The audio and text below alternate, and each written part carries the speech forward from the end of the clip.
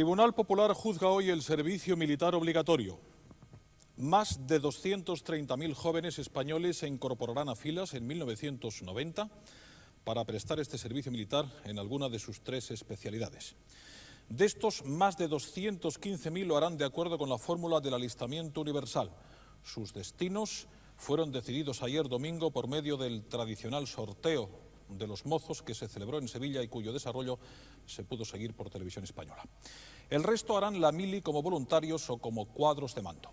En el transcurso del debate en directo de esta noche, el fiscal Javier Nar nos expondrá las razones por las cuales él cree que el servicio militar no debería ser obligatorio, mientras que el defensor Ricardo Fernández Deu ponderará las ventajas de este sistema frente a la fórmula del ejército profesional. Cabe recordar, por otra parte, que el tema del servicio militar fue una de las cuestiones estrella de la reciente campaña electoral. Pero conozcamos ya la identidad de las personas que actuarán como jurado esta noche.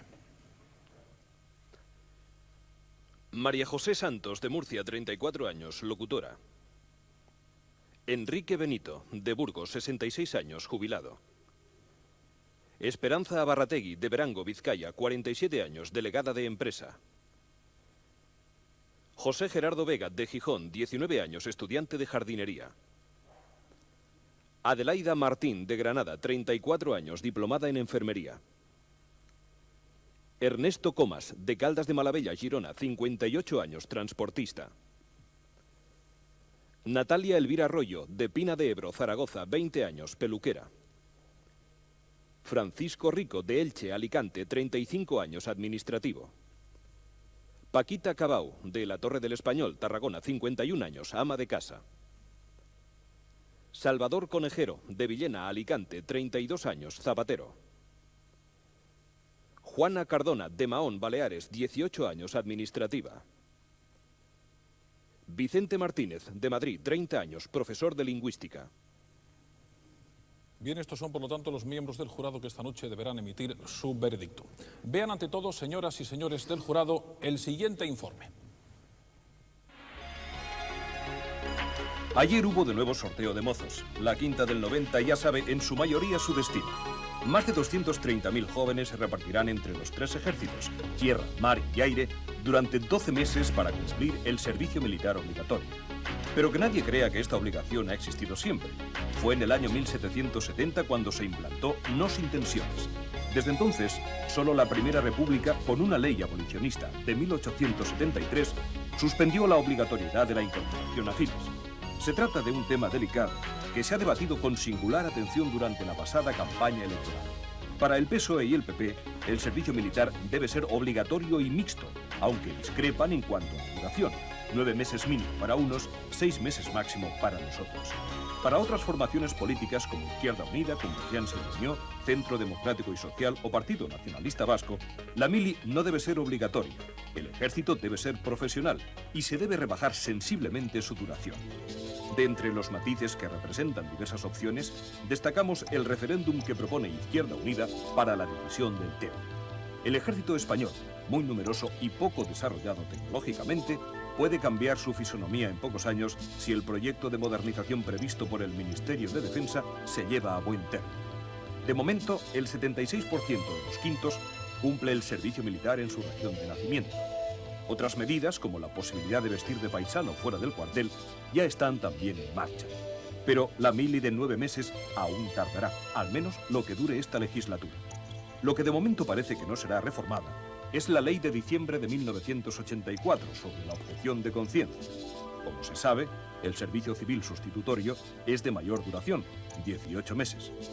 Ejército profesional como en Canadá, Reino Unido o Estados Unidos. Ejército mixto como el actual del Estado español. Ejército civil como el sistema suizo. Todos tienen sus pros y sus contras, aunque de momento no parece que las cosas vayan a cambiar sustancialmente en España. Incluso la caída de la curva de natalidad, que afectará a la incorporación a filas a partir de 1995, parece aportar más incógnitas sobre la cuestión. Tribunal Popular juzga hoy, por lo tanto, en directo el servicio militar obligatorio. Se abre la sesión. Tiene la palabra el Ministerio Fiscal. Señor Nar, cuando quiera. Gracias, señor. Señoras y señores del jurado, La defensa nacional es un elemento básico en la seguridad de una sociedad. Es fundamental y es necesario. Y el ejército español tiene fundamentada su columna vertebral en el sistema de reclutamiento que es el servicio militar obligatorio. Y vamos a probar, por lo tanto, que esta defensa nacional, fundamentada en el servicio militar obligatorio, es cara en lo material, deslegitimada en lo moral e ineficaz en lo militar. El servicio militar obligatorio es económicamente muy costoso, 1.100.000 millones de pesetas. Y tiene dos costos el servicio militar obligatorio. El activo, que es lo que cuesta pagar a estos soldados, 900 pesetas por mes, pero el que realmente cuesta, que es el costo pasivo, esto es la diferencia entre lo que se le paga a un soldado y lo que se le debería pagar como funcionario público forzoso que es. Y con una estimación escasa, breve, podríamos decir que son 15.000 pesetas y no 900 pesetas al mes. Más la carga que significa el mantenimiento de estos soldados por parte de sus familias, que son 5.000 pesetas al mes aproximadamente y también estimado muy a la baja. Dos costos importantes para determinar lo que vale el servicio militar obligatorio. El servicio militar obligatorio, además, está deslegitimado socialmente. El reclutamiento forzoso es una carga pública, la más grave de todas porque se paga en hombres. Y para ser legítima una carga, tiene que ser admitida socialmente. Es lo que se denomina el impuesto de conscripción. Bien, pues la admisión que se tiene en esta sociedad del servicio militar obligatorio es el 12%, evidentemente en absoluto admitido por esta sociedad. Y la opinión de esta gente, de nuestros compañeros, de nuestros compatriotas, tras el ejercicio del servicio militar obligatorio es malo en un 88%, lo cual significa que el ejército, a través del servicio militar obligatorio, se separa de la sociedad en vez de integrarse en ella. Y ojo, que estoy hablando del servicio militar obligatorio que no del ejército, por cuanto el ejército está, en cuanto a función militar, muy bien conceptuado en nuestra sociedad, concretamente es uno de los grupos mejor configurados como profesión, al mismo nivel, por mejor dicho, por debajo únicamente de periodistas, médicos, catedráticos y jueces, pero por encima de sacerdotes, empresarios, políticos y diplomáticos. Por lo tanto, nuestra sociedad no es antimilitarista. Lo que es contraria a un sistema absurdo llamado el servicio militar obligatorio. Porque este servicio militar obligatorio configura que nuestras Fuerzas Armadas sean extensivas, napoleónicas, muchos hombres y con fusiles, cuando en este momento lo que se necesita es un ejército moderno, eficaz, de intervención, perfectamente disciplinado y profesionalizado. Tenemos el más bajo índice de equipamiento de toda Europa, solamente por debajo de Portugal, incluso por debajo de la propia Grecia, y el muy bajo nivel de operatividad y de entretenimiento y de mantenimiento. Y me remito a la experiencia de todos nosotros que hemos hecho el servicio militar, que lo consideramos como una experiencia inútil, considerado hoy por el 68% de las personas que salen de su servicio militar. Y frente a este servicio militar obligatorio caro, deslegitimado e ineficaz, propugnamos un ejército profesional eficaz y operativo en pro de nuestra mejor defensa nacional. Y por ello pediremos un veredicto de culpabilidad para el servicio militar obligatorio. Gracias. Muy bien, gracias, señor Marc. Silencio, por favor.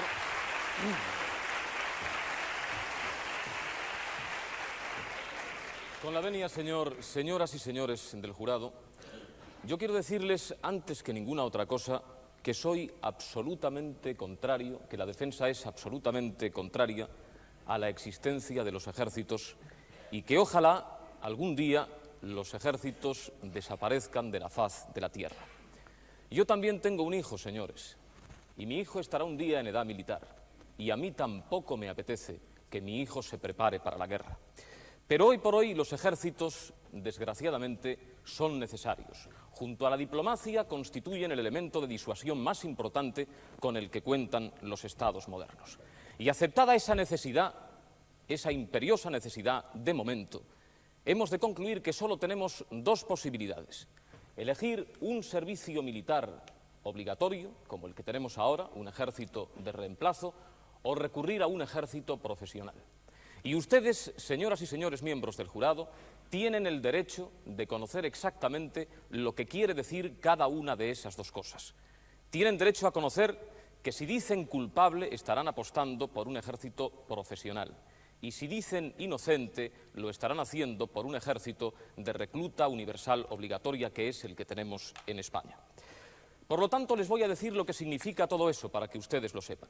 En primer lugar, y para empezar, de los 25 países que constituyen Europa, la Europa occidental y la oriental, solo el Reino Unido y Luxemburgo tienen un ejército profesional. En Estados Unidos también existe, Y ahí en estos momentos el Congreso y el Senado están revisando ese planteamiento porque se ha revelado muy inconveniente en todos los sentidos.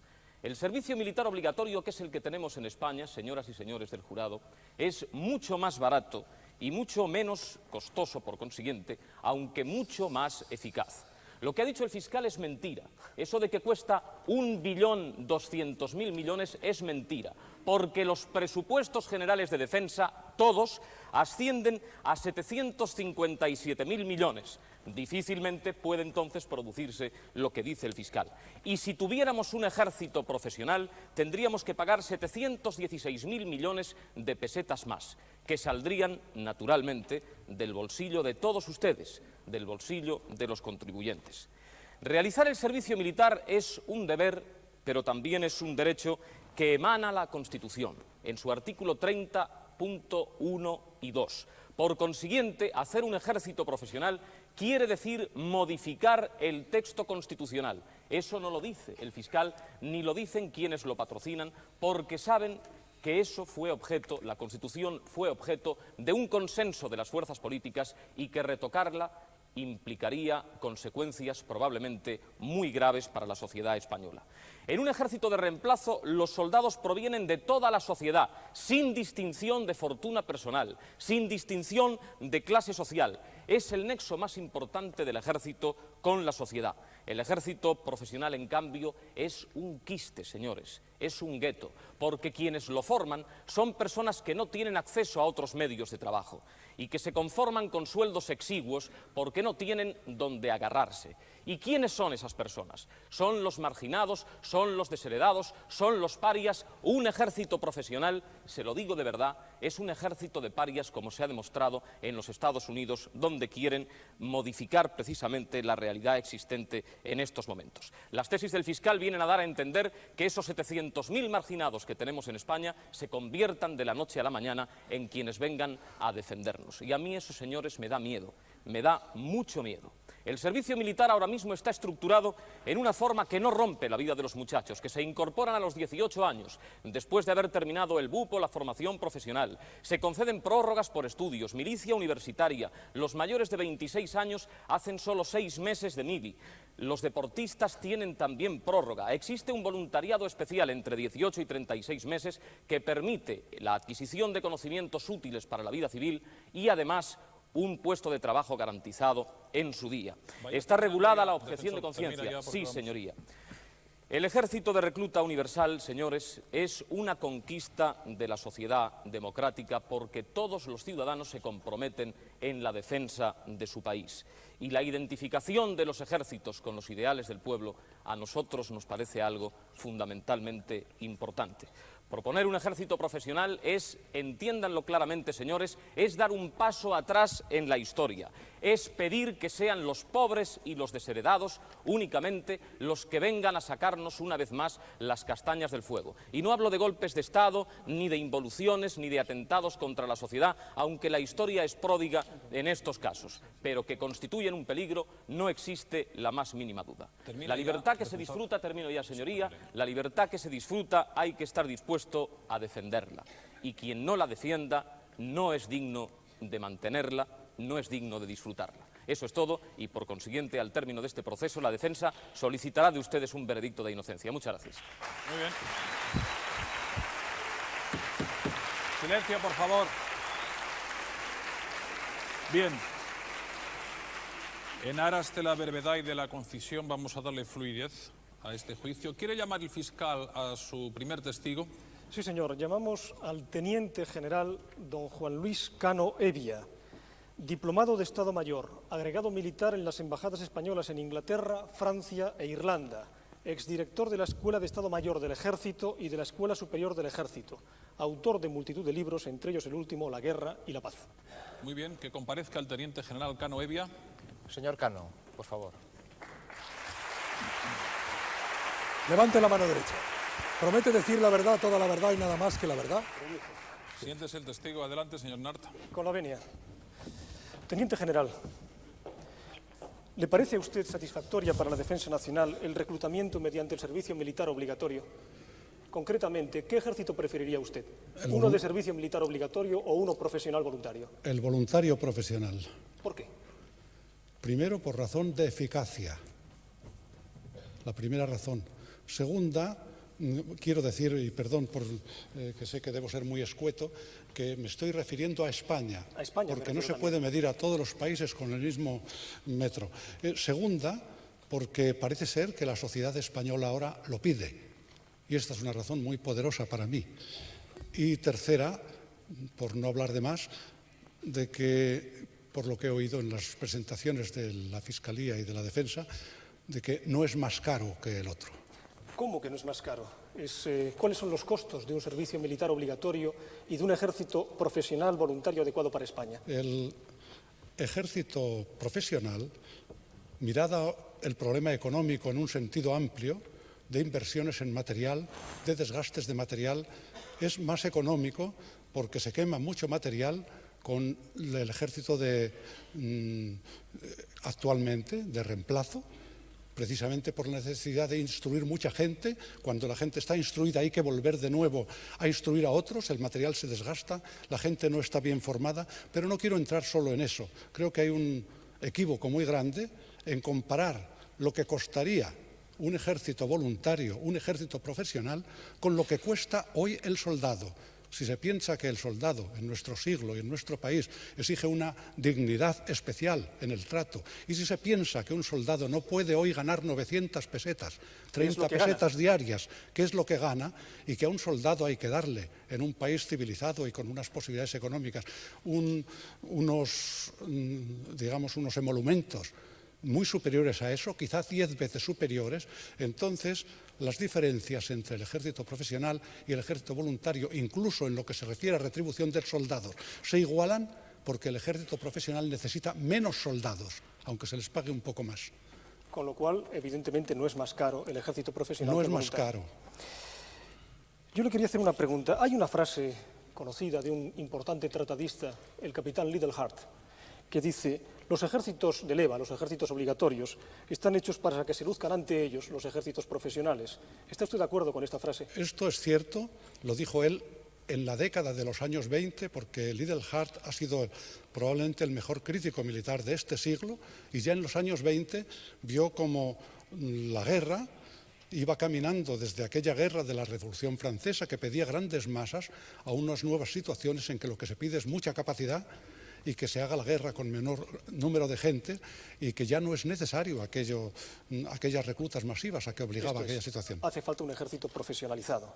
Usted fue miembro del Instituto de Estudios Constitucionales. Sí. Y en este Instituto de Estudios Constitucionales se planteó el tema de la constitucionalidad del servicio militar obligatorio o del ejército profesional. ¿Es inconstitucional el ejército profesional? No es inconstitucional, y lo puedo afirmar rotundamente, no solo porque es mi forma de pensar, sino porque se me va a permitir hacer una comparación. Cuando se reúnen los cardenales para elegir un papa, se dice, el que no sea creyente, pues no, que el Espíritu Santo inspira, y aunque los cardenales piensen equivocadamente, el papa que sale elegido es el papa bueno. Entonces, cuando miramos a lo que la Constitución nuestra dice o permite, tenemos que mirar no tanto a lo que pensamos, ni siquiera a lo que pensaron los que redactaron la Constitución, sino a lo que se escribió. Y en la Constitución se escribieron dos frases. Primero, es un deber y un honor de los españoles defender a España. Eso es exactamente igual que en los Estados Unidos, donde tienen ejército profesional. Y una última pregunta. Segundo, sí. Termina ya, fiscal. Es también en relación con los Estados Unidos, se fijarán en su día, por la ley, las condiciones de exención del servicio militar obligatorio. Habla de servicio militar obligatorio, igual que se habla en los Estados Unidos. El gran problema, que no lo resuelve la Constitución, es si ese servicio militar es obligatorio en tiempo de guerra o en determinadas circunstancias o no. ¿Qué ejército es más democrático, uno obligatorio o uno profesional? ¿Puede contestar brevemente, Sí, testigo? muy brevemente, pero claro, no con un sí o un no. Es más democrático, depende del país. La razón de ser o la esencia de la democracia, se discute hoy mucho, está en una expresión que es la soberanía popular. Esa es la referencia más grande que hay para encontrar calificar de democrático o no a un pueblo. Entonces, en el país donde la inmensa mayoría del país no quiera un servicio militar obligatorio, lo democrático es hacer lo que quiere el país. Viceversa, si un país lo quiere, lo democrático es hacer y en este caso, en España, la mayoría queremos abrogar el servicio militar obligatorio. Muchas gracias, señor. Muy bien. No, por favor. El testigo. Seguro que el defensor le quiere hacer alguna pregunta al teniente general. Perdón, defensor. General Cano Hevia, ¿cuándo inició usted su carrera militar? ¿En qué año?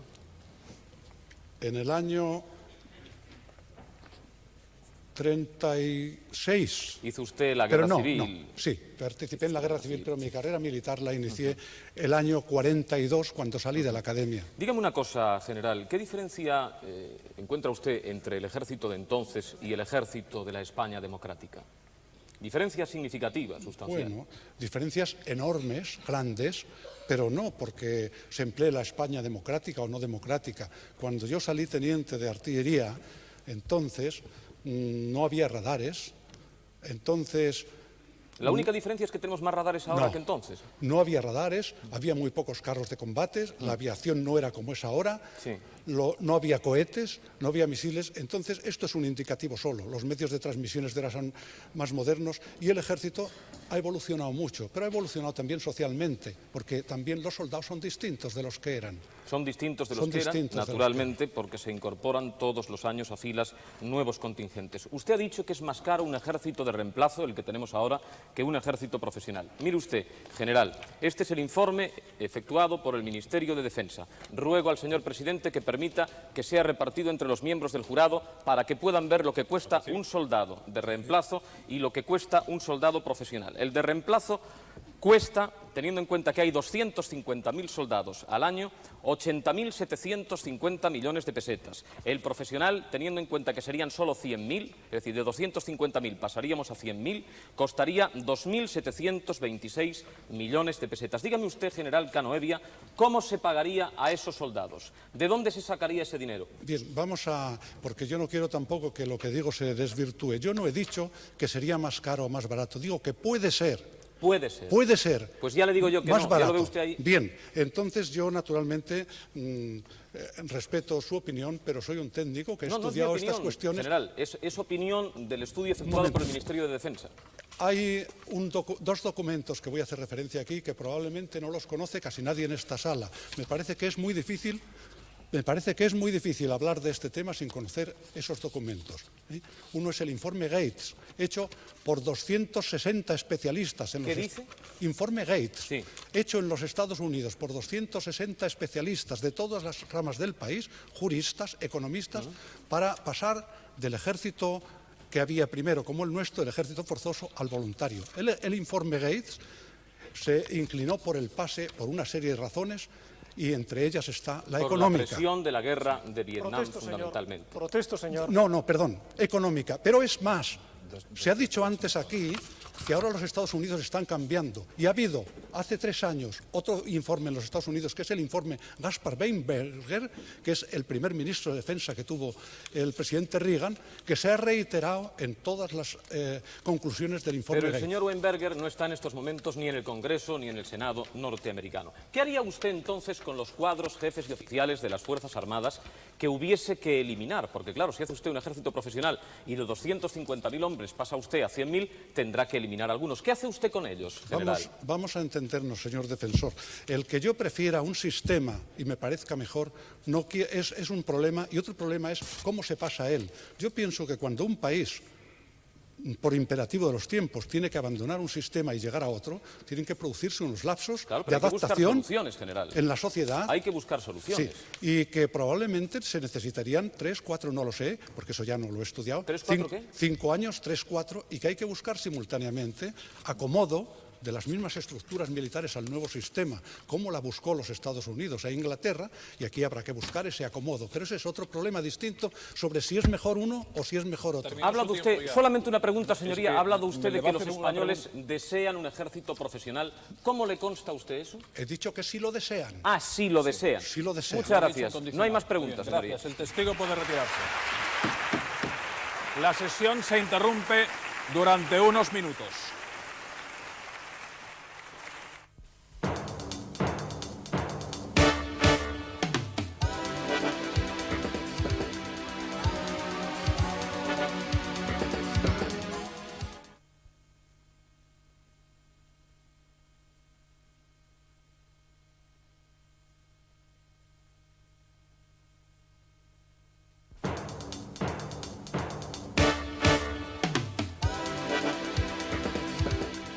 Tribunal Popular juzga hoy el servicio militar obligatorio. Se reanuda la sesión.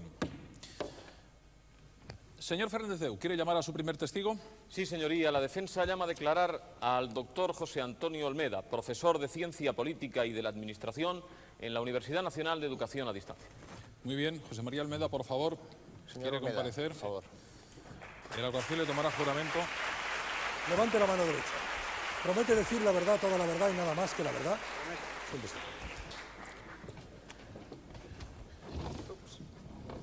Profesor Olmeda, dígale usted a los miembros del jurado, por favor, desde su punto de vista, ¿qué es mejor para una democracia? ¿Un servicio militar obligatorio como el que tenemos en España o un ejército profesional? Bueno, tenemos ejemplos de democracias reales que funcionan con los dos sistemas, pero lo más frecuente, lo más abundante, son los países que funcionan con servicio militar obligatorio. Dígame usted cuál es la situación actual del servicio militar en España. Me consta que usted lo ha estudiado a fondo. Bueno, la situación es muy lamentable en algunos extremos, precisamente por el comportamiento poco profesional de algunos profesionales. No olvidemos, están muy recientes en la opinión pública distintas situaciones de malos tratos, vejatorios, que por supuesto no se pueden generalizar, pero que sin duda esos existen. malos tratos? ¿Los mozos de reemplazo o los profesionales? Me temo que los castigados son los pobres reclutas. ¿Y los que castigan son? Los profesionales. Los profesionales. ¿Puede usted comparar, por ejemplo, la situación actual con otras experiencias en otros países? Me refiero al caso concreto de los Estados Unidos, profesor. Bueno, es el caso más conocido y aquí quizá lo que se ha olvidado antes comentar el teniente general Cano Hevia es que primero hubo una discusión durante 2 años para acabar con la ley de servicio militar selectivo y luego hasta que se implanta la fuerza voluntaria pasaron 5 años de profundas discusiones.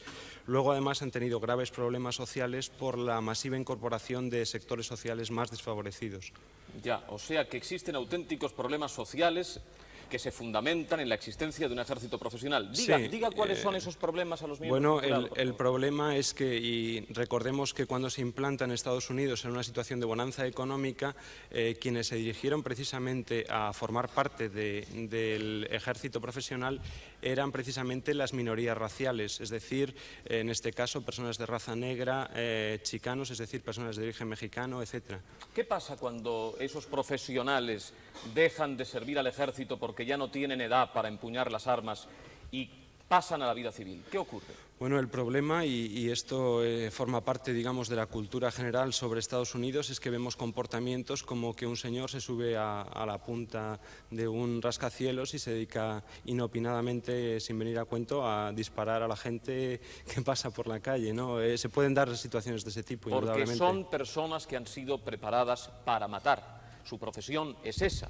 Y naturalmente cuando dejan de trabajar en el ejército, porque ya no tienen edad para hacerlo, alguna cosa tienen que hacer. ¿Hay ejemplos en España que puedan servirnos de referencia, de comparación entre una situación y otra? Lamentablemente en España disponemos de algunas unidades profesionales y ¿Por quizá ejemplo? el caso más conocido pueda ser el de la Legión.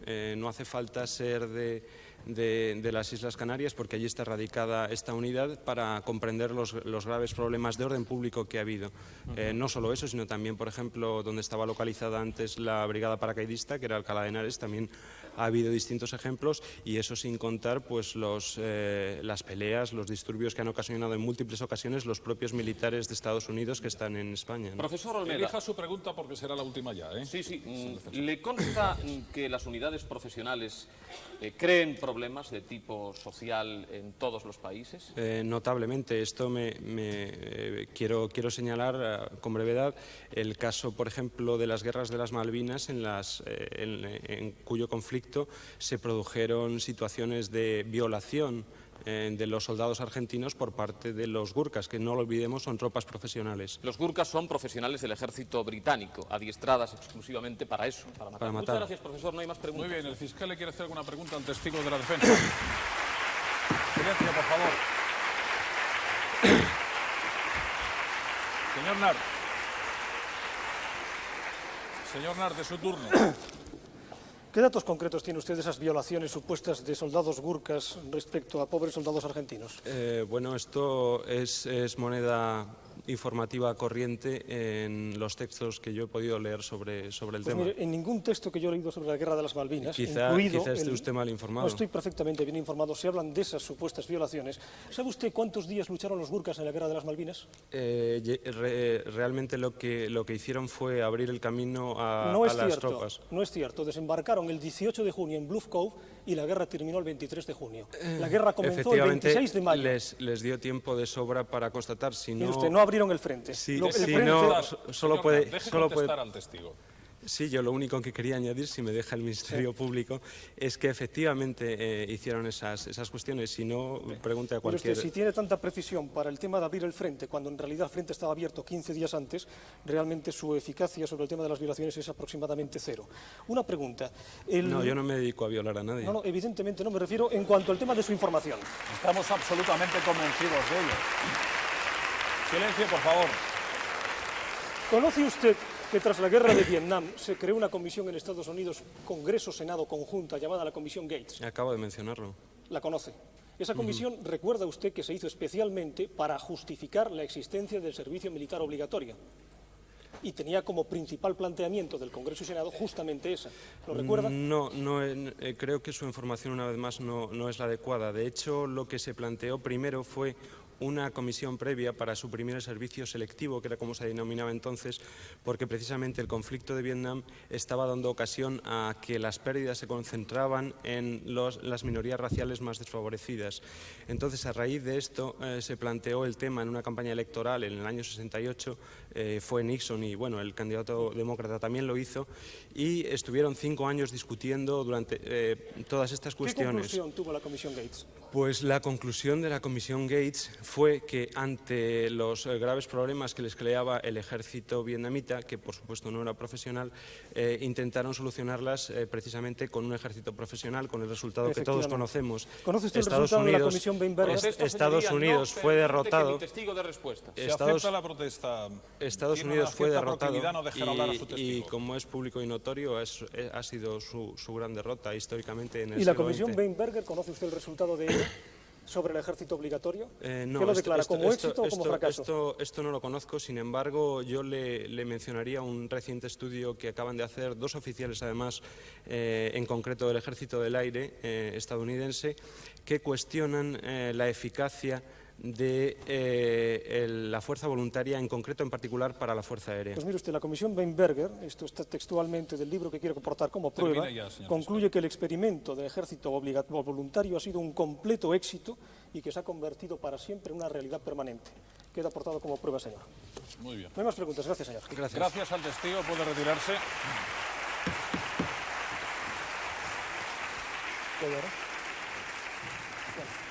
Tanto el fiscal como el defensor pueden conducir sus interrogatorios por donde les parezca más oportuno, pero a mí me parecería más prudente o más conveniente ceñirnos más a España y al servicio militar obligatorio en España. En fin, señor fiscal, ¿quiere presentarnos su primera prueba documental? Sí, señor. Que el servicio militar obligatorio es una pérdida de tiempo pertenece al acervo de la experiencia de todos nosotros que hemos hecho el servicio militar. Hemos elegido un caso aislado, una anécdota que pone de manifiesto el sobreempleo de tiempo en el servicio militar obligatorio. El paracaidista es un soldado de élite de nuestro ejército. Según los planes oficiales del ejército español, la preparación básica de un paracaidista dura 2 meses. La primera fase de su entrenamiento está dedicada al aprendizaje de los saltos. Durante 2 semanas, el futuro paracaidista ensayará intensamente la simulación del salto. Solamente después de este intenso ejercicio saltará desde el avión con un paracaídas elemental en salto automático. Un salto sencillo realizado por un hombre joven y seleccionado de una unidad de élite.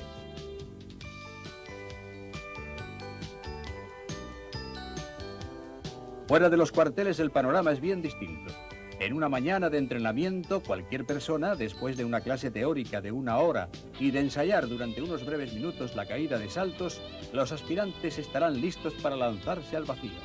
El salto se realiza con mucha mayor dificultad desde pequeñas avionetas a 1.200 metros de altura, tanto con paracaídas militares e incluso en ocasiones con paracaídas direccionales de manejo más complicado. Ventura Sánchez, Teniente con 32 años de experiencia en la brigada paracaidista, es el monitor del Paraclub Barcelona-Sabadell. El salto civil que vamos a hacer ahora y el salto militar básico de un soldado del Ejército de Tierra de paracaidista es igual. El entrenamiento es exactamente el mismo porque en un principio los militares no saltan con armamento ni nada, si bien luego se prepararán más adelante para ello, pero en un principio los saltos son exactamente igual que los civiles. ¿Y entonces por qué hace falta tanto tiempo para el entrenamiento militar cuando lo hacemos aquí en 5 horas?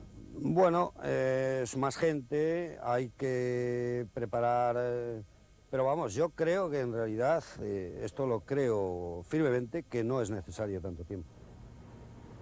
El fiscal Javier Nart, para demostrar su tesis, siguió un breve cursillo de un día y en una mañana de viento se lanzó al vacío desde 1200 metros de altitud.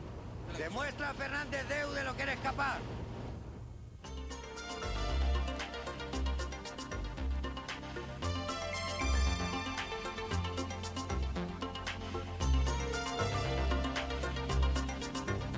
Sin problemas.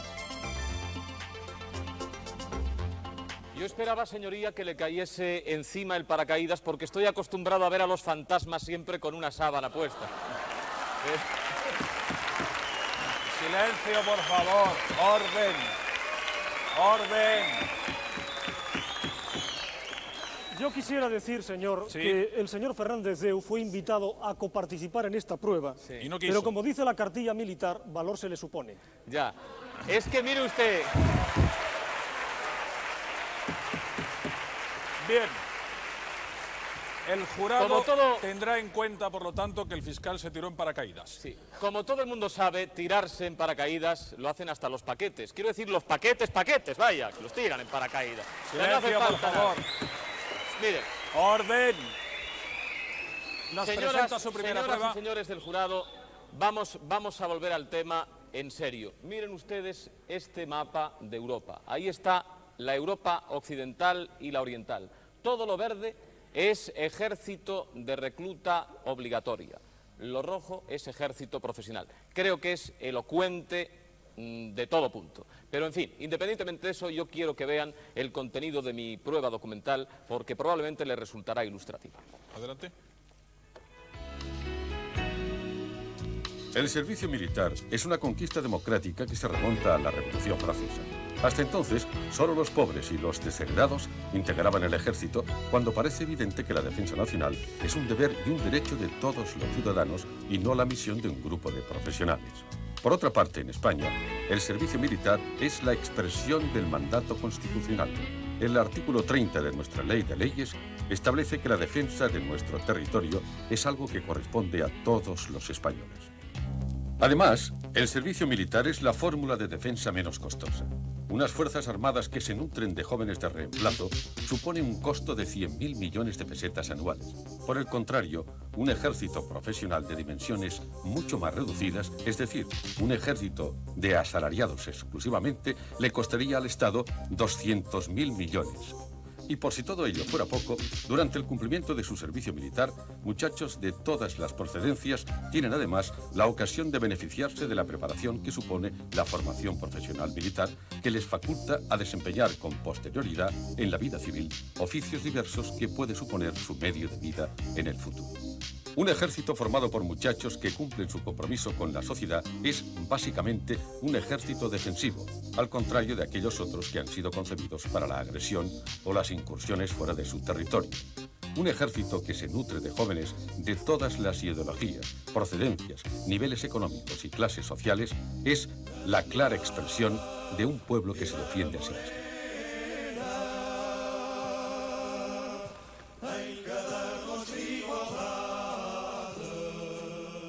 Todos los países de Europa, con la única excepción de Gran Bretaña y el pequeño ducado de Luxemburgo, tienen establecido, como en España, el servicio militar. Y ningún Estado europeo se propone suprimirlo. Si un ejército profesional fuera más eficaz o resultase más barato, es evidente que Europa lo hubiera adoptado. Pero está claro que no es así. Por algo será. Está claro, señores, ejército profesional, ejército agresivo, ejército de reemplazo, ejército de defensa. Eso es todo, El jurado señoría. tendrá en cuenta estas imágenes presentadas por la defensa. Sí, Señor muy brevemente, fiscal, señor, si que quiere es- llamar a su segundo testigo, en Bien. aras del tiempo. Correcto. Llevamos como testigo al señor don Ignacio Cosidó, licenciado en Ciencias Políticas, analista del Grupo de Estudios Estratégicos, autor de una investigación sobre el servicio militar en España de inminente publicación y conferenciante especializado en defensa y seguridad internacional. Muy bien, Ignacio Cosidó, por favor, ¿quiere comparecer? Señor Cosidó, por favor. El alguacil le tomará juramento.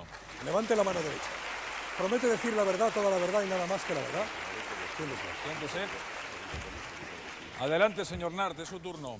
Con la venia, ¿cree usted que se tiene de pie esa afirmación de que el ejército profesional es un ejército de agresión y que el ejército obligatorio es un ejército de paz? Yo creo que no se tiene tanto desde un punto de vista teórico como desde un análisis de la situación real, ¿no? Yo creo que el ejército canadiense es un ejército reclutado exclusivamente con voluntarios y no es un ejército eminentemente agresivo. ¿Y el francés? Y el francés es un ejército obligatorio. Yo creo que tampoco se le puede otorgar, en principio, una agresividad excesiva, ¿no? Y las intervenciones francesas en Chad, por ejemplo, en República Centroafricana, Gabón, Mauritania, el rosario permanente de las intervenciones del ejército francés obligatorio y de paz, ¿qué le parece a usted? Yo creo que un ejército es más agresivo o menos agresivo en función de la política de defensa de cada país, no en función del tipo de reclutamiento. Ni es más ni es menos. Efectivamente, estamos completamente de acuerdo. Bien, una segunda pregunta. ¿Por qué es, según dice o según no dice el señor defensor, más caro, en el caso de que lo sea, un ejército profesional respecto a un ejército obligatorio?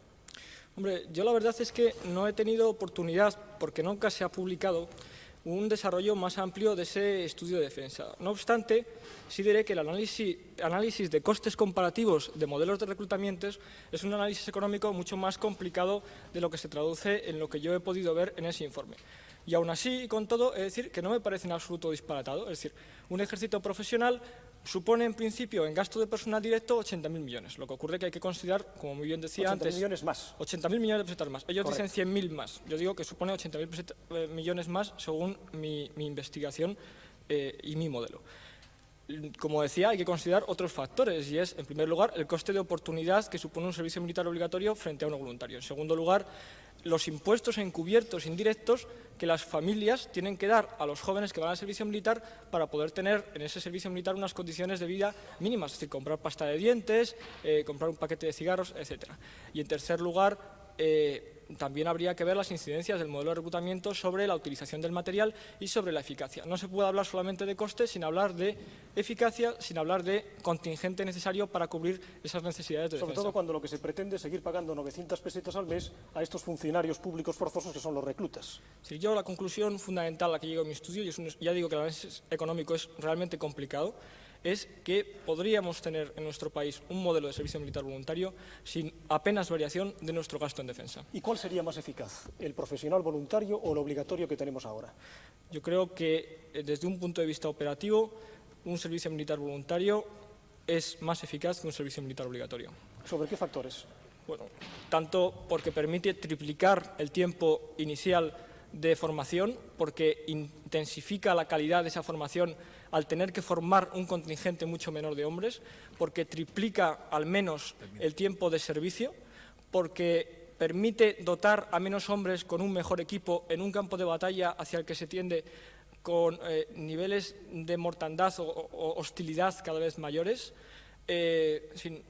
porque en definitiva permite una mayor cohesión en las unidades y permite una motivación de aquel que asume que se ve recompensado y que su función es la defensa del país. Yo creo que una de las graves deficiencias de nuestro servicio militar voluntario obligatorio es que no sabe motivar a los ciudadanos de manera adecuada, ¿no? El servicio militar obligatorio, el ejército profesional es una profesión tan digna como cualquiera otra y no para marginales, como dice el señor defensor. No hay más preguntas, señor. Es el turno del defensor, por cierto. Adelante. Silencio, por favor. No tergiverse usted lo que dice el defensor, que el defensor no dice eso. Lo que dice el defensor es que un ejército profesional necesariamente está integrado por personas de esas características. Señor Cosidó, es exactamente lo que yo he dicho, si usted sabe escuchar. Señor Nar, usted no ha dicho eso y lo sabe muy bien. Pero en fin, no voy Caballeros, tendré que ponerles firmes. Usted en su estudio, señor Cosidó, que he leído con mucha atención, habla de que pasar del actual modelo de ejército al que usted propone costaría unos 54.000 millones de pesetas más. Usted mismo reconoce. No son 54.000, son 716.000 más. Pero, en fin, vamos a darlo por bueno si a usted le apetece. Protesto, señor. ¿De dónde sale todo Protesto, esto? señor. No, es decir, ¿Por qué yo por creo... 54.000 sino 80.000 si hubiera sabido escuchar? Bien, yo Perdone, ruego, yo no tengo ruego por qué al tomar... Señor, Señoría, Fernández, por perdóneme, favor, señoría. Ruego tanto al fiscal como al defensor que olviden ya este baile de cifras, que no nos va a conducir El a nada. defensor olvida el porque baile de cifras, todos. pero lo que no puede hacer el fiscal es pretender que yo tome por buenos sus datos cuando son producto de la falacia. Y lo que yo aporto es un estudio del Ministerio de Defensa. Por Muy favor, bien, no usted compare maneja los señor. datos del Ministerio de No Defensa compare- y el fiscal maneja otros datos. Perfecto. Por favor, Pero a mí... olviden vamos a ver, no, el sí, baile vamos de a ver. cifras. Vamos a olvidarnos de las cifras. ¿De dónde Contemplemos tiene, otros aspectos ¿de del dónde servicio tiene militar. que salir, señor Cosidó, ese dinero que sirve para pagar un ejército profesional? Yo ya he dicho... No, pero dígame de dónde, por favor. Yo he defendido la tesis de que un servicio militar voluntario, en principio, y también está apoyado por el teniente general que ha actuado como testigo por el fiscal, Claro. en principio no sale más caro o no tiene por qué salir más caro que un servicio militar obligatorio. Depende de qué servicio militar obligatorio y qué voluntario. El modelo que yo he propuesto en mi investigación tiene al final... No tiene variación el gasto de defensa en España. Claro, no tiene variación. ¿Saben ustedes por qué? Porque dice que hay que pagarles a los soldados 60.000 pesetas al mes.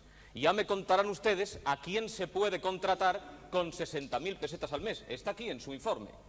Ya me contarán ustedes. La media de retribuciones A que yo licenciados, planteo a no es de centros 60.000 preparados. pesetas, que se le sino de deje 70.000, contestar. y ahí no están incluidos los gastos de Se manutención acepta y la alimentación, protesta, deje con lo cual el ingreso bruto que los soldados tendrían en caso de que esos servicios no los utilizasen sería cercano a las 100.000 pesetas. Y si tienen el Y en el- bolsillo, 60.000. y en empleo, en plan de empleo juvenil se fijaba un salario mínimo de 35.000 pesetas y el salario mínimo interprofesional es de 45.000 pesetas. Dice usted en su informe, este proyecto nace como proyecto político. Nunca perdí de vista que el receptor primero de mi trabajo...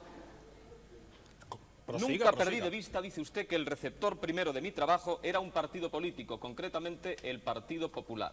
Es decir, esto es un instrumento de campaña electoral, ¿no? No, este informe es un informe que De la recibí Fundación con una Cano Vázquez fundación... Castillo. No, perdón, se equivoca nuevamente el defensor. ¿no? Es un informe de la Fundación José Canalejas que yo realicé para la Fundación José Canalejas y que la Fundación José Canalejas ha instrumentado en la manera que le ha parecido bien. Sí. En ningún caso yo hice este informe, y eso lo puedo asegurar, para el Partido Popular, en todo caso para el Partido Liberal. Ya, dice usted también en su informe, esta propuesta de servicio militar constituye sin ninguna duda un banderín de enganche electoral del voto joven, como no creo que exista actualmente otro. ¿Se reconoce usted autor de este párrafo? Y precisamente, matizo, muchísimo cuidado, estamos tratando temas de seguridad y defensa nacional y, por tanto, vamos a dejarnos de demagogias y Eso vamos es. a tratar el problema en serio, Eso es. con una reforma sustancial del servicio militar y no simplemente con un baile de cifras de, bueno, yo digo 9, yo digo 8. Sí. Eso lo dirá el juez en todo caso, no usted que está aquí para deponer, para contestar. Lo que sí quiero decirle a los señores y a las señoras miembros del jurado... Silencio, por favor. Silencio. Silencio. Orden. Lo que sí... ¿Le quiere usted hacer alguna otra pregunta al testigo? Lo único que quiero decir para terminar, señoras y señores del jurado, es que el Partido Popular Termine ya. no tomó en consideración este informe y no lo incorporó a su programa electoral. Eso es todo. Muchas gracias. Gracias al testigo. Puede retirarse.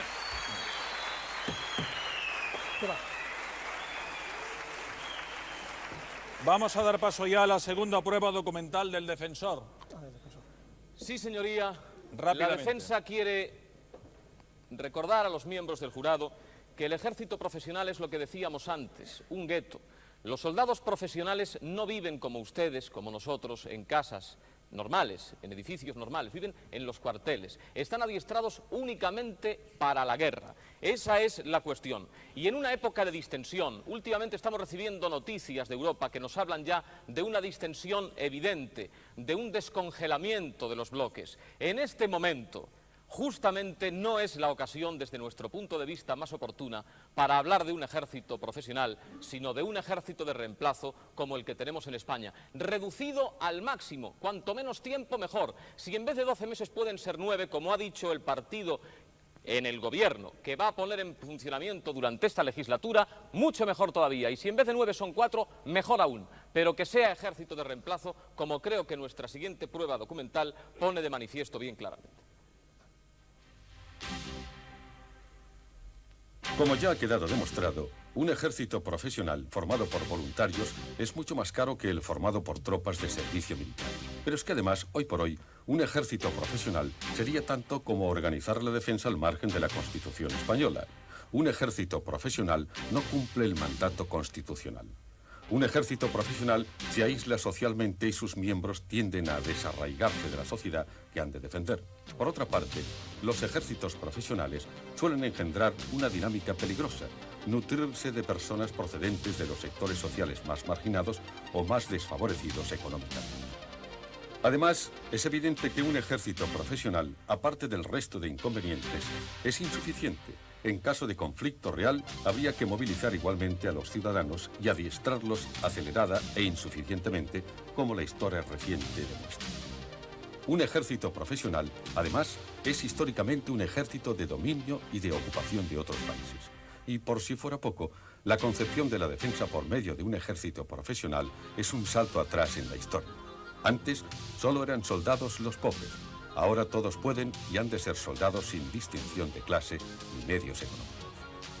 Un ejército profesional suele acoger a gran número de extranjeros, dándose la paradoja de que tienen encomendada la tarea de defender el país quienes no son ciudadanos del mismo. Por tanto, es evidente que un ejército profesional no conviene a España, salvo que queramos volver a tiempos pasados, salvo que queramos volver a los tiempos de la Guardia Mora, claro ejemplo de soldados profesionales y mercenarios. La defensa nacional es algo que afecta a todos los ciudadanos españoles y el servicio militar es la forma de cumplir el mandato de la Constitución respecto a la defensa nacional.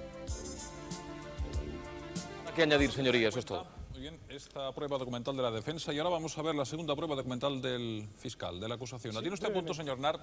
Sí, señor. Los ejércitos profesionales que existen en el mundo, concretamente en la organización de los países más avanzados económicamente, ganan por 4-3 respecto a los de milicia obligatoria, concretamente Japón, Canadá, Estados Unidos y Gran Bretaña. Y desde luego ni Japón, ni Canadá, ni Estados Unidos tienen extranjeros en su ejército. El ejército de leva es un ejército creado en la época napoleónica justamente como factor de agresión.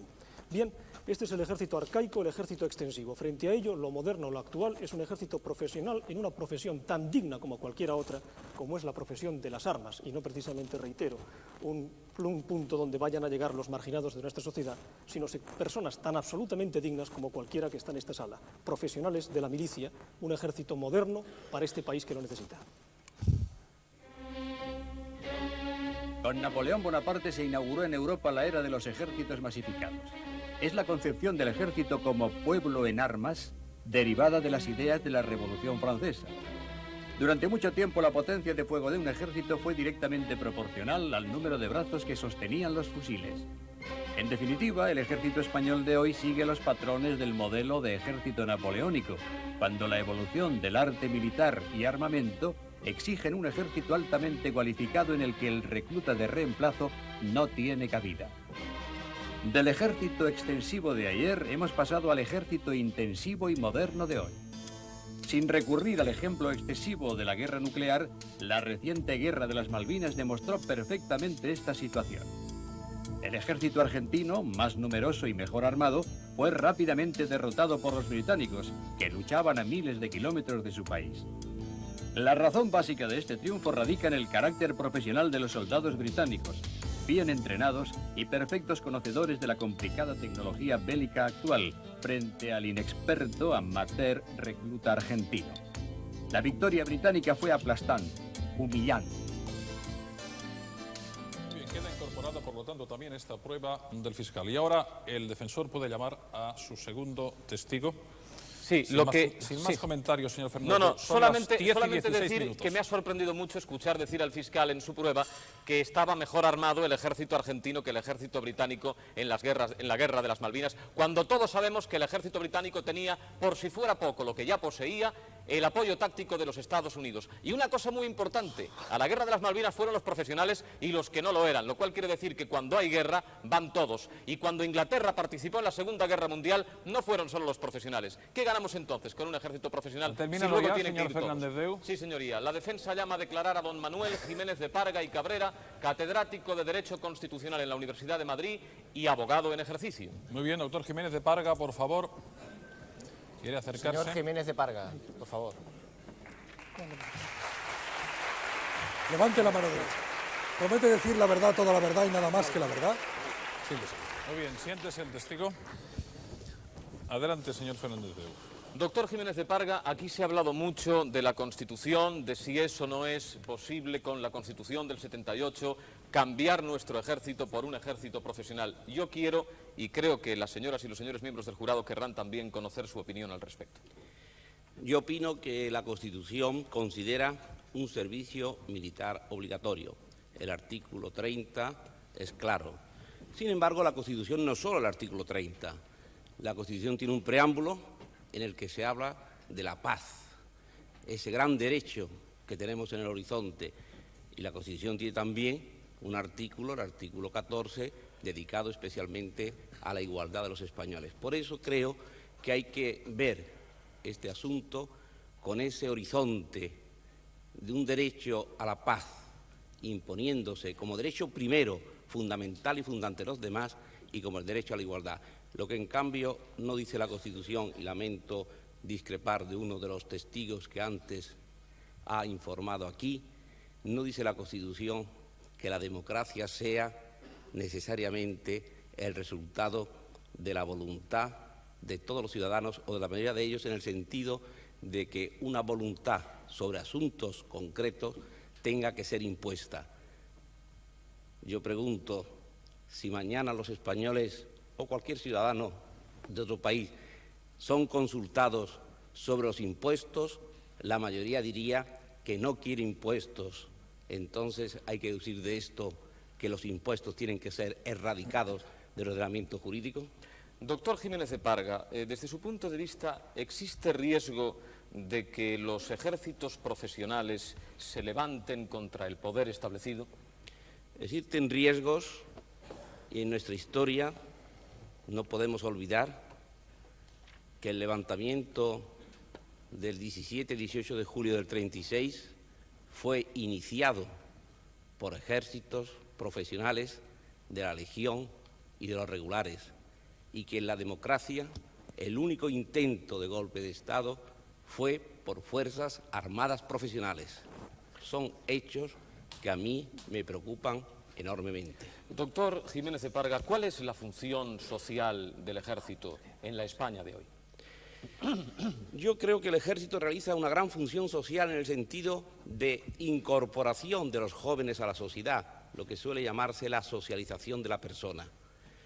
No podemos fijarnos solo en los muchachos de las grandes ciudades o de una clase social media alta, sino en los muchachos que viven en pueblos aislados y que gracias al tiempo que permanece en el servicio militar toman contacto con otros compañeros, toman contacto con las ciudades, conocen lo que es la vida fuera de su entorno reducido, es decir, se incorporan a la sociedad y tienen un recuerdo grato de esa etapa. Yo tengo que decir que tengo un hijo en este momento prestando el servicio militar, que ayer domingo asistí al acto solemne de la jura de los compañeros que con él forman parte del grupo de aviación en Getafe, y que allí vi más de 1000 muchachos, la mayoría de ellos de pueblos, gente modesta, y que realmente sentían por primera vez en su existencia que formaban parte de España. Doctor, una última algo muy pregunta. Importante.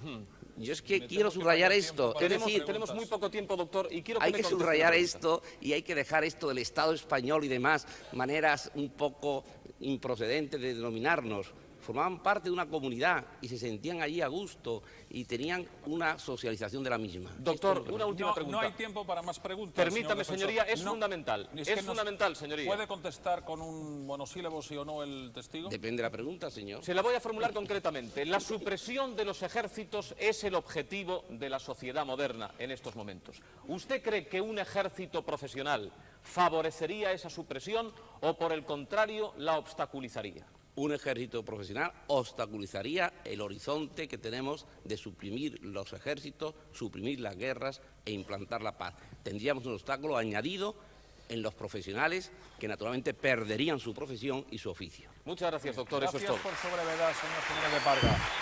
Silencio, por favor. Señor fiscal, ¿le quiere hacer una o dos preguntas al testigo? Con la venia, vamos a ver. Usted dice que es inconstitucional el ejército profesional. No, yo he dicho que la Constitución considera el ejército obligatorio, servicio militar obligatorio. Bueno, la Constitución lo que está diciendo en el artículo 30.3 es que se establecerá, es la única vez que se habla del servicio militar obligatorio, los casos y las causas de exención del servicio militar obligatorio, pero habla quizás de en tiempo de paz, en tiempo de guerra, o no dice nada.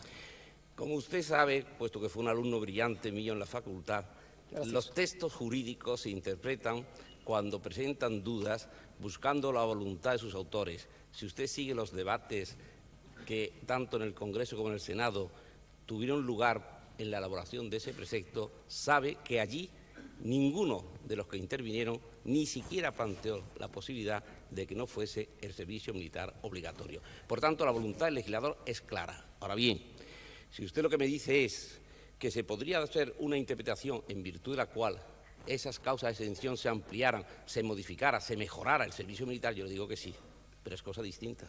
No, pero mire usted, otro de los padres de la Constitución, Gregorio Peces Barba, que fue presidente del Congreso, justamente lo que dice es que es perfectamente constitucional y que no hace falta modificar la Constitución en la creación de un servicio militar profesional y no obligatorio.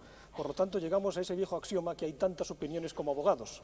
Sí, yo creo que la opinión del profesor Peces Barba, que naturalmente tendría que haberla desarrollado más extensamente y fundamentado, creo que él, que formaba parte de aquellas comisiones, entonces por lo menos no dijo nada de eso. Quizás haya cambiado e intente una nueva versión de la Constitución, lo cual me parece muy legítimo.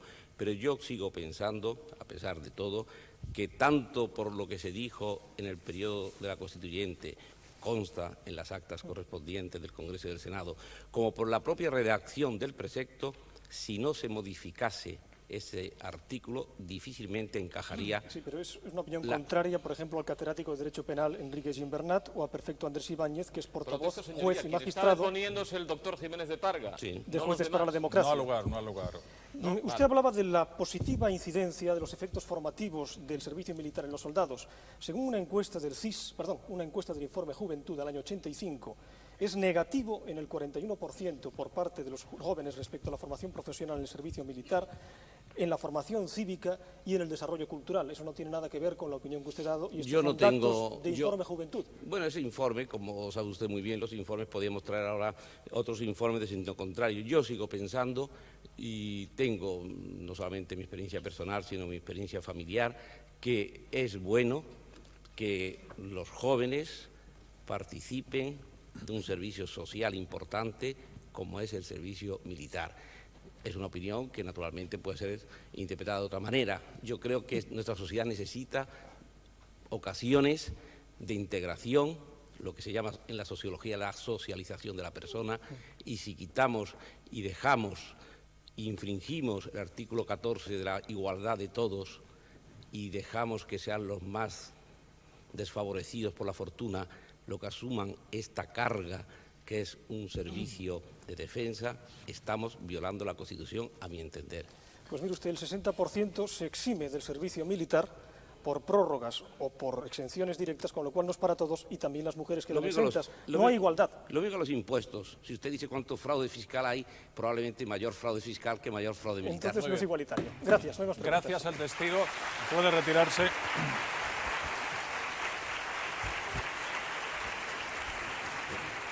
Bien, son las 10:26. Llegó el momento de las conclusiones definitivas. Le ruego brevedad. 3 minutos, señor Nar, por favor. Sí. Bien, hemos probado que el servicio militar obligatorio no responde a las necesidades de la defensa nacional. Solamente el 29% de los españoles que hicieron el servicio militar en las Fuerzas Armadas creen que las mismas están preparadas para defender a España, según encuestas oficiales. Tenemos un bajo nivel de entrenamiento y un bajo nivel de inversiones en material. Como digo, estamos incluso por debajo de Grecia. Tenemos un bajo nivel de operatividad. Estoy hablando de factores técnicos de lo que son las Fuerzas Armadas, lo que es el servicio militar obligatorio. Y tenemos un nulo conocimiento de las armas sofisticadas. Se acabó el tiempo del mosquetón o del CEDME. Estamos en la época del misil Milán, del Red Eye, del Stinger, de los radares de superficie y sobre todo del teatro de guerra electrónica, para lo cual hay que ser profesional y no un amateur, y además malo. La columna vertebral de la defensa de España es el ejército basado en el servicio militar obligatorio, un servicio que está repudiado universalmente por nuestra sociedad, solamente lo apoya un 12% y que no es válido militarmente, como hemos indicado. Vuelvo a repetirles aquella frase del brillante tratadista Liddell Hart que dice: los ejércitos obligatorios están para que se luzcan ante ellos los ejércitos profesionales. Y, por ejemplo, un botón, la batalla de Ganso Verde en las Malvinas, donde 500 paracaidistas, patriotas ingleses y no mercenarios, hicieron frente a 1.500 argentinos y los dejaron fuera de combate en escasamente 40 minutos. El ejército profesional es adecuado para las necesidades de España porque es moderno, operativo y eficaz. Y no es más caro, y lo han dicho tanto un teniente general como un estudioso del tema. Personas que evidentemente tienen suficiente autoridad para saber lo que están diciendo. Y básicamente hay un dato que es importante. Aquí de lo que se trata es de que tengamos un ejército en el cual el recluta vale 900 pesetas al mes. Esto es, un funcionario público forzoso a 900 pesetas al mes. Y así las cuentas claro que salen. Pero en cuanto se dignifique a ese soldado y se le pague lo que se tiene que pagar como funcionario público forzoso, pero funcionario público que es, las cuentas de la mili obligatoria ya no salen. Ya no son las cantidades de las que estamos hablando. Con mano de obra gratuita, claro que salen. Con mano de obra dignificada, desde luego no salen. Palabras también del teniente general Cano Hevia, que no solamente mías. Y evidentemente con un servicio militar profesional se racionalizan los costos, se gasta menos en material, se destruye menos en material, porque quien lo maneja es un especialista. Bien. Sin contar, evidentemente, que esto resuelve automáticamente el problema del ejército de la objeción de conciencia. Estados Unidos ya hizo esta conversión en los años 70 y la comisión Weinberger, de lo que es el ministro de Defensa norteamericano, determinó que era un absoluto éxito. Y los 4 países más ricos de lo que es el mundo occidental, Canadá, Estados Unidos, Japón y Gran Bretaña, tienen ejércitos profesionales nacionales. Y el ejército profesional ni es inconstitucional porque, como he dicho, tantos abogados, tantas opiniones, y la opinión del señor presidente que fue del Congreso de Diputados parece tan buena, por lo menos como cualquiera otra, ni evidentemente es un ejército, vamos a llamar mercenarios, que yo me niego a admitirlo de esa manera, porque es una profesión tan digna como cualquiera otra. Voy a hacerles únicamente una mención. Termine ya, señor. Ya termino. De 8 ejércitos profesionales en América se producen en la época del 45 al 88 12 golpes de Estado. Y de 11 ejércitos de servicio militar obligatorio, 60 golpes. 11 a 60, 8 a 12. Y, por ejemplo, el nuestro cercano, porque el golpe que hubo aquí el 18 de julio fue un golpe en la península del ejército de leva obligatoria. Y, por lo tanto, tenemos la referencia suficientemente cercana. Yo quisiera concluir, pues muy brevemente, diciendo que ya que el señor Ricardo Fernández Deu tan amante es del servicio militar, aquí tiene usted su CEDME y aquí tiene usted su casco y puede usted hacerlo, que seguramente lo hará muy bien. Silencio, por favor.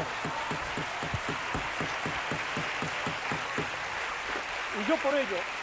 Terminó su tiempo, señor Nart. Terminó su tiempo. Solicito. Silencio. Pide usted, solicita... un veredicto de culpabilidad para el servicio militar obligatorio, nada más. Señor Nart, yo el CEDME y el casco no me lo quedo ni me lo pongo. Y le voy a decir por qué. Pues yo me lo puse. Silencio, por favor. Se lo voy a decir con toda sinceridad. Póngaselo usted porque usted entre pistolas y ametralladoras se encuentra como pez en el agua. No lo puede usted disimular. Silencio, por favor. Se le nota. Orden en la sala. Se le ve el plumero, señor Nart. Hace mucho tiempo que se le ve el plumero. Señoras... Silencio. Con la venia, señor. Sí. 2 minutos, por favor. Señoras y señores del jurado, yo también vengo a pedir un veredicto de culpabilidad y de condena. Para todos los ejércitos del mundo, sean de reemplazo o sean profesionales, me da lo mismo. Quiero también condenar a todos ellos porque mientras existan ejércitos, quiere decir que existen amenazas. Y las amenazas son contrarias a la ley de la paz, que es la que debe imponerse. Pero mientras los ejércitos sean necesarios, sean un mal necesario, hemos de decidir, ustedes han de decidir cómo los quieren, profesionales o de recluta universal obligatoria. Y ustedes tienen derecho a saber cuando estén votando, si dicen culpable, lo que estarán diciendo. Si dicen culpable, estarán dando un salto atrás en la historia. Estarán pidiendo que los pobres y los desheredados sean quienes se hagan cargo de la defensa de este país, que nos saquen las castañas del fuego. Estarán diciendo también que prefieren un ejército clasista, que quieren explotar a los más humildes, constituir un gueto de 100.000 personas armadas. Ya ha hablado antes el doctor Jiménez de Parga, ya ha hablado antes el profesor Olmeda. Observen que yo no he traído a ningún testigo militar. Y eso que dice el teniente general Cano Evia, que es muy respetable, yo me pregunto por qué no lo dijo cuando estaba en activo, y lo dice ahora, que está en la reserva. Decir culpable y apoyar al ejército profesional, señores, es generar una masa humana con una vida profesional muy corta. A los 35 o a los 40 años, un hombre ya no sirve para el desempeño de la función militar y de las armas como soldado. ¿Qué hacemos entonces con él? ¿Está en condiciones España de aumentar sus pensiones para garantizarles que perciban todos los meses un salario? ¿Los hemos de dejar a su suerte? Y ver, como decía también uno de los testigos, qué es lo que hacen esos profesionales de la guerra cuando no están al servicio de las armas. Significa también doblar los gastos de defensa, incrementar el gasto público, pagar todos los españoles de nuestro bolsillo, lo que supone eso. Un ejército de agresión, señores, y no uno de defensa, es lo que significa un ejército profesional. Y yo me pregunto, ¿a quién hemos de agredir nosotros? En estos momentos en que se está hablando de la distensión, lo más importante es crear un ejército que defienda los intereses de España, pero que no agreda absolutamente a nadie. Sin embargo, si ustedes piensan como la mayoría de los europeos, recuerden ustedes ese mapa todo verde, ese mapa formado por todos los países, la mayoría de ejército de recluta militar obligatoria.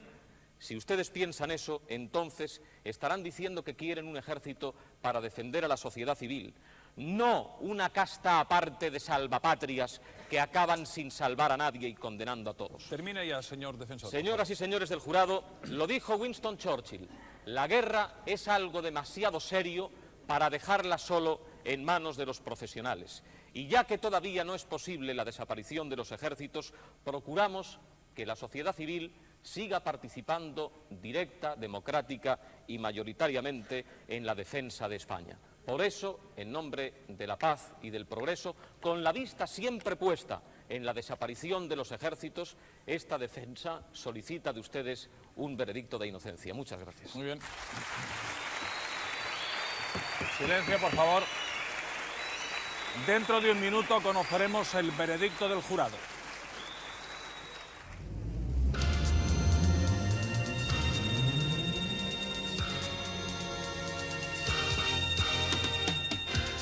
Usted también puede formar parte del jurado de Tribunal Popular. Envíenos una carta con estos datos: nombre y apellidos, edad, profesión, lugar de residencia, teléfono y una fotografía reciente, y podrá ser seleccionado como miembro del jurado. Disfruten usted y su acompañante de un fin de semana en Barcelona con todos los gastos pagados y visite la ciudad olímpica. Escriba al apartado de correos 223 de Sant Cugat del Vallès, 08190, Barcelona.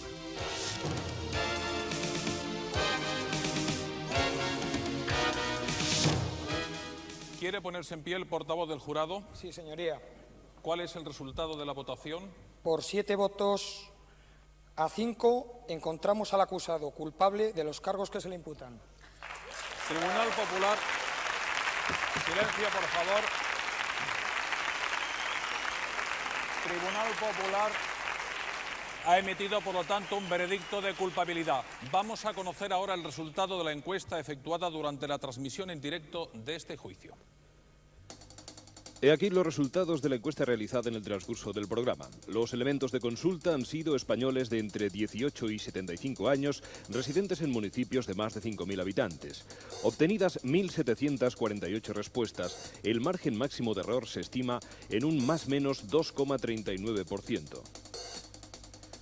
A tenor de los resultados globales, el servicio militar obligatorio es considerado culpable en un 53,32% de respuestas, inocente en el 35,87%, mientras que no se han definido el 10,81% de los encuestados. Veamos en el cuadro de resultados por sexos una igualdad casi exacta de veredictos de culpabilidad, tanto en hombres como en mujeres, en torno al 53%. Puede observarse, sin embargo, un mayor porcentaje de respuestas indecisas, entre ellas 14,52%, que entre ellos 6,73%. Por edades, los más jóvenes, de 18 a 30 años, condenan el servicio militar obligatorio en el 70,32% de respuestas, porcentaje que se reduce hasta el 58,02% en la franja siguiente, de 31 a 50 años, y que cambian su signo entre los mayores de 50 años, 43,95% de veredictos de inocencia. Y por último, en el mapa autonómico, observamos una mayoría de veredictos de culpabilidad en 14 comunidades y tan solo en 3, Cantabria, Extremadura y La Rioja, el veredicto mayoritario ha sido el de indeciso.